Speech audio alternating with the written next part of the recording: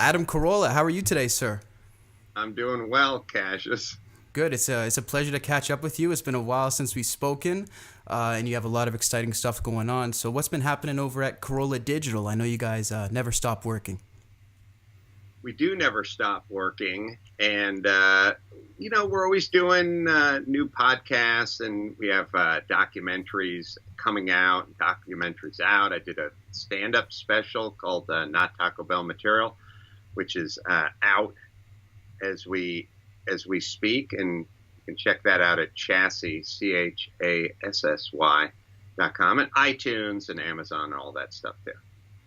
That's right, 100%. And this is your first stand-up comedy special, and of course, it's based off the book. However, you're very well known for your improv comedy style. So I'm curious, when preparing this, was most of it off the cuff, or was most of it written, or a healthy marriage of both? Healthy marriage of both. That'd be a good title.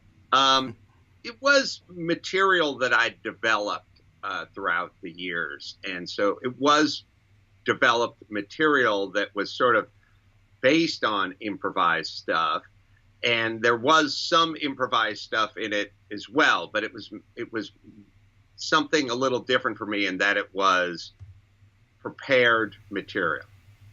Right. Okay. And what exactly inspired you to want to base your special off of the book? I didn't, it was just sort of my life story, and I thought I would just tell it, and I'd do a sort of a stand-up special meets a one-man show meets an autobiographical whatever. So it was, and the book was the story of my life, so we just grabbed the title, but it wasn't really based on the book per se. Okay, that makes sense. So when you're putting together a project like this and looking back on your life story, does it trigger a lot of memories and or emotions for you, or are you sort of at the point where you've come to terms with how far you've come at this point in your career? It doesn't really trigger much for me. My mindset when I'm on stage is basically trying to execute my plan. So I'm not really in a place where I'm mulling over ideas or thoughts or feelings. I'm more in a execution mode. And so it doesn't, I don't know, you're sort of in the heat of battle. Like you're not really that worried about what's going on at home or what's going on in Maui. You're just sort of in this sort of fight or flight mode of like, I need to hit all these beats. I need to execute all this stuff. And it's all stuff, it's a 90 minutes of like committed to memory kind of stuff. So you're in that kind of mode, which is a kind of a go out and hit your marks mode. Right. You sort of silence everything else around you and you're focused and goal oriented. Is that what I'm hearing?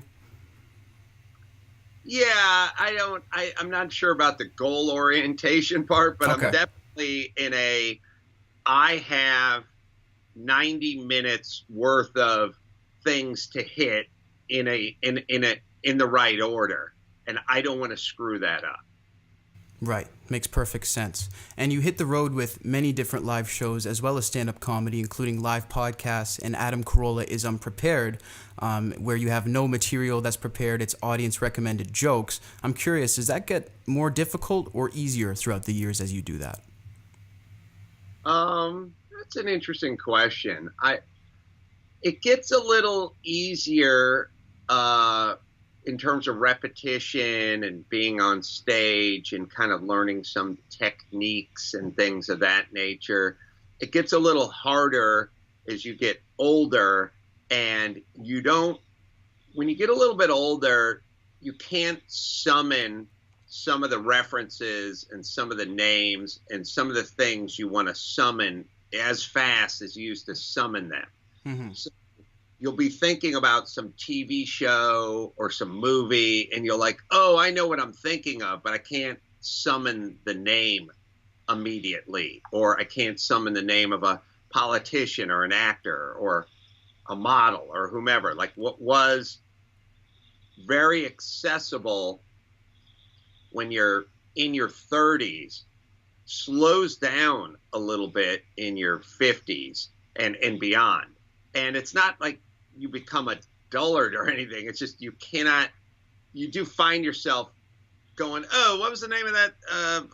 The show. I know it. It's popular. I used to say it all the time. Like it's Right. just, there's a little bit of that creeps in. And so it's sort of like if it was a sports analogy, what's your sport, Cassius? Canadian, I like hockey.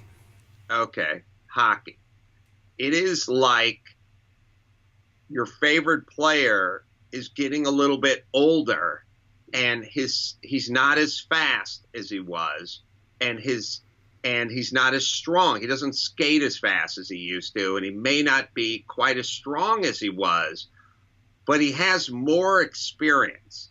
And so that experience will guide him through the last few years of his career, but eventually the physical part will give way and he'll be out of the league. So that's kind of what happens with comedians for the most part. Like you stay with it as long as you can, but like eventually if you can't remember things or your act or whatever, then you're going to have to leave. Right, fair enough. And looking back on your career, since, this is sort of a celebration of it, there's been two key figures in your life that you've worked with in this career. And of course, those figures are Dr. Drew and Jimmy Kimmel.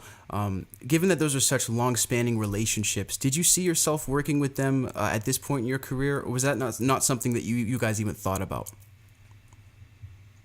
I never thought about it, but I never thought negatively or positively about it. I just figured I would work with these people as long as I could work with these people, as long as they wanted to work with me, as long as I enjoyed them and they enjoyed me, and so on and so forth. So I didn't really I never put an expiration date on anything. I was just kind of like, it'll be fun to work with these guys, and at some point we'll stop.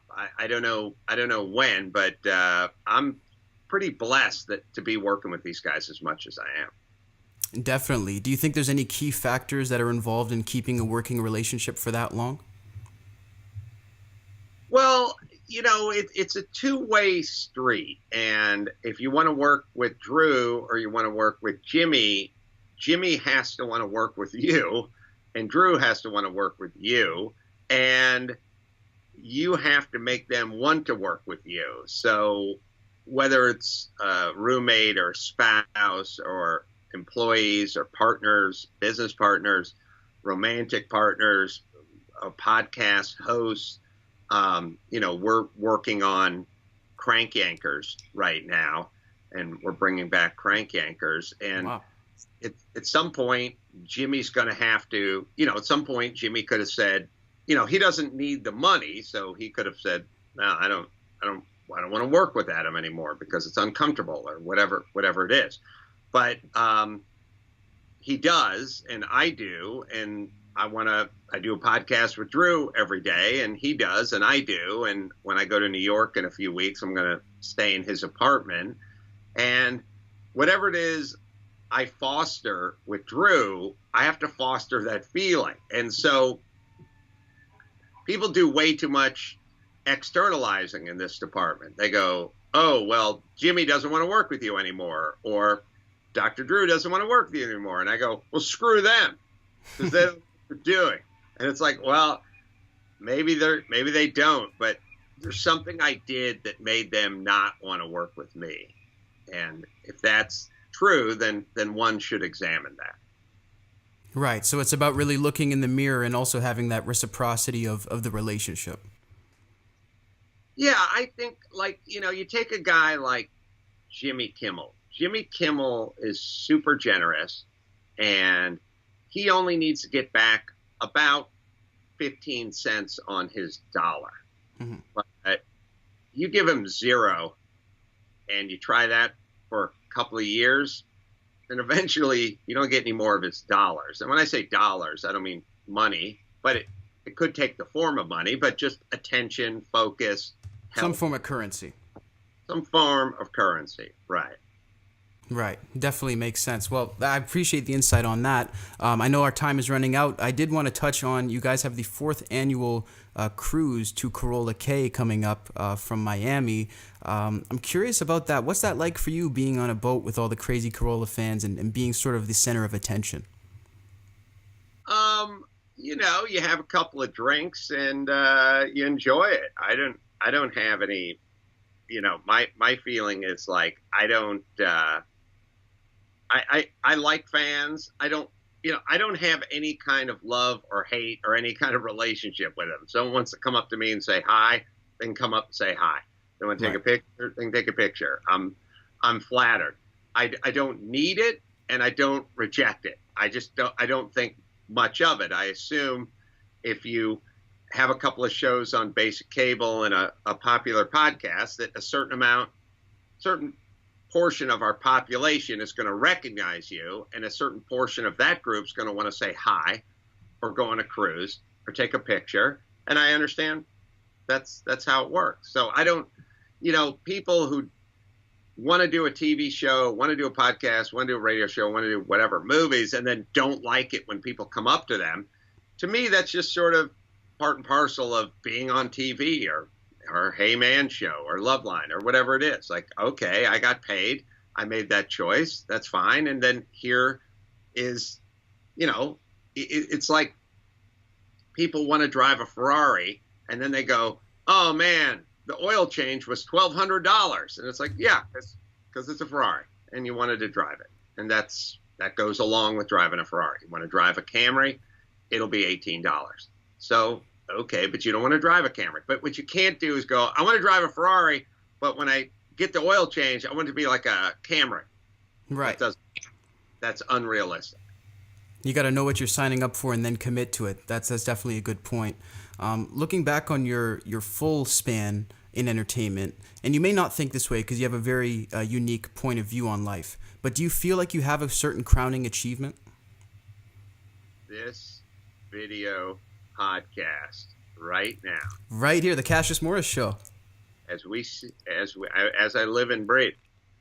No, I'm not really into the crowning achievement stuff.